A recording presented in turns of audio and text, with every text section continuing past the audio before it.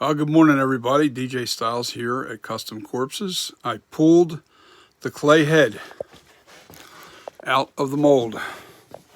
There's the mold down there in the bucket. The clay came out with ease, but not perfect. You'll see little dimples and holes. There's little cracks, little imperfections, like up in here. It's just air pockets. That happens.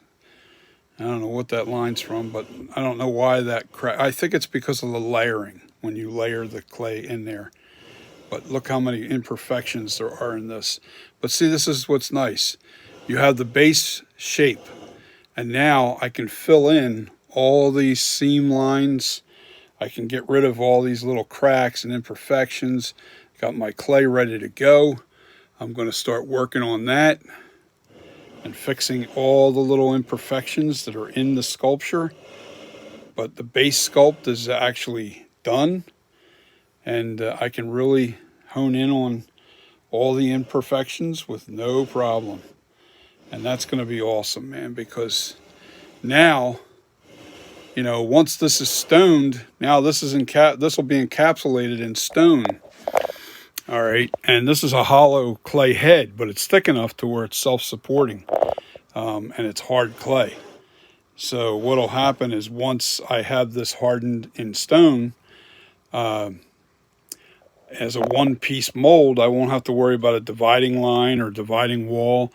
I'll just heat this clay up a little bit from the inside of the neck, because you guys know it's hollowed out. It's a hollow casting, and I just need to fix the little imperfections from air bubbles and whatnot. And then I stone this thing, and then I just heat that clay up and pull it right out of the stone with no problem, because the stone will not stick to the clay. I just have to make sure that everything is perfect, and it will be. It will be really nice when I'm done here. Yes, it will. It'll be really, really nice. The ears came out really nice. They came out really nice. Textured. Everything's textured for pretty much. I'm going to have to retexture the whole thing because there's a lot of imperfections that I want to fix. So the neckline, I have to put some clay into the inside of this thing so it's nice and tight against the wall. And then when I put the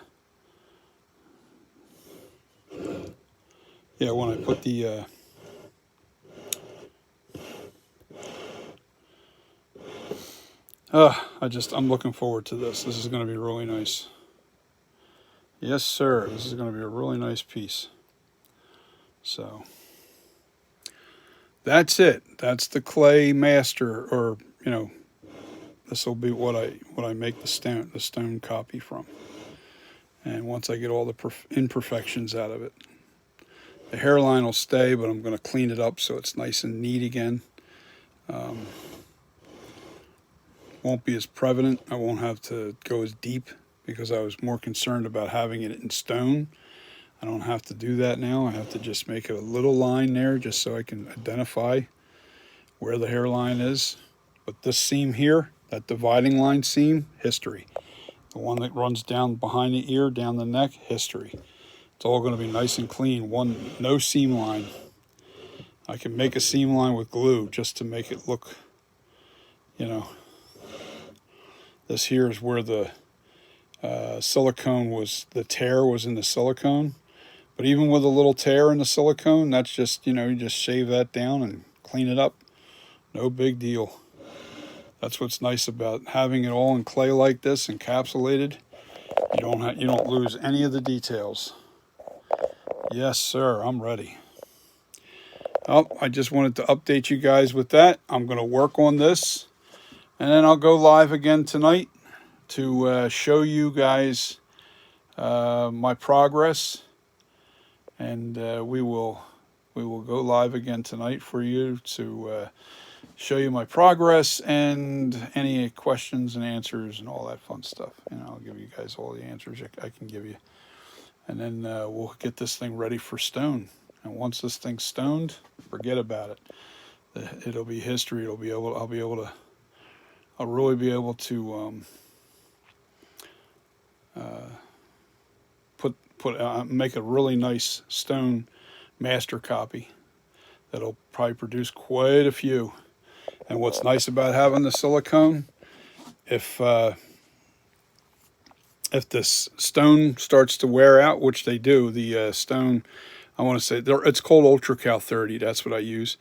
After so many pulls, the stone starts losing its surface strength, and you'll get imperfections in your castings. You'll get probably about 20, 30 masks out of it at the most. And then from there, you have to make another clay head. Make another clay head, stone it again, and that'll be it. Or I can do a latex head. Yeah, I have to do that anyway. I have to do a latex head from this right away, because then I can make the smaller mask. You know, once this is done, I'll make a latex head. And I might do a urethane head. So this way, this is capsulated forever. I don't have to worry about, then I don't have to do the clay. All I have to do is stone over top of the silicone, you know, because that's the same thing. Stone over the silicone, it's still going to give you the same results. I won't have to go through all the process of making a clay head every time. The only reason I really want the clay head is for the other heads that I plan on sculpting and making into different versions of the mask. You know, once this is perfected, I'll make a silicone master copy of it, and there won't be any need for constantly remaking clay heads. The only thing I'll need the clay head silicone mold for is future heads. So let's get this job started. And I'm going to get comfortable here. I'm going to be working right here. I got to put my tools on the Lazy Susan, if you want to call it that, and get busy.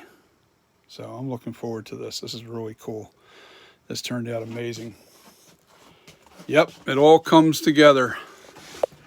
It's all coming together now. See, that's an exact replica of that. Same size and all. No shrinkage. You're only seeing the back of the head there. Custom Corpses, Night Creeper 78. That's what that says on the back. All right, guys. Peace. See you tonight to show you the updated, sculpt. See how it looks. All right. I'll see you in a bit.